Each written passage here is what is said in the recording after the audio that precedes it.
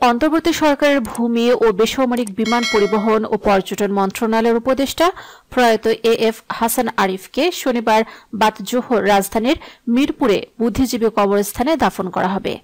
শুক্রবার বাদ এশা রাজধানীর ধানমন্ডির ৭ নম্বর বায়তুল আমান মসজিদে প্রথম জানাজার নামাজ অনুষ্ঠিত হবে। এরপর শনিবার বেলা ১১টায় হাইকোর্ট প্রাঙ্গণে দ্বিতীয় নামাজে জানাজা অনুষ্ঠিত হবে। বন ও পরিবেশ উপদেষ্টা সৈয়দা রেজওয়ানা হাসান গণমাধ্যমকে জানিয়েছেন, তার মেয়ে কানাডায় আছেন। প্রথমে সিদ্ধান্ত নেওয়া হয়েছিল যে তার জন্য অপেক্ষা করা হবে, কিন্তু সেটা হচ্ছে না। আগামীকাল শনিবার বাদ জোহরে দাফন সম্পন্ন হবে। এর আগে বিকাল ৩:১০ শেষ নিঃশ্বাস ত্যাগ করেন হাসান আরিফ।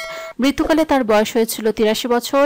হৃদরোগে আক্রান্ত হয়ে রাজধানীর ল্যাব এইড হাসপাতালে চিকিৎসাধীন ছিলেন হাসান আরিফ।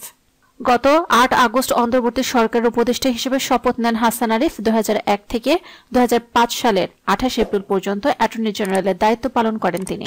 এছাড়া ফরুকুদ্দিন আহমেদের নেতৃত্বে তত্ত্বাবধায়ক সরকারের আইন, বিচার ও সংসদ বিষয়ক মন্ত্রণালয়, ভূমি এবং ধর্ম মন্ত্রণালয় বিষয়ক উপদেষ্টা হিসেবে দায়িত্ব পালন করেন হাসান আরিফ। ১৯৪১ সালের ১০ জুলাই কলকাতায় জন্মগ্রহণ করেন হাসান আরিফ।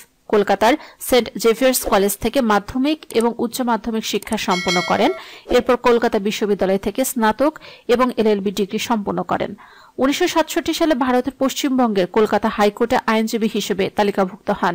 এরপর ঢাকায় এসে বাংলাদেশ হাইকোর্টে কাজ শুরু করেন। ১৯৭০ সালে তিনি হাইকোর্টের আইনজীবী হিসেবে তালিকাভুক্ত হন।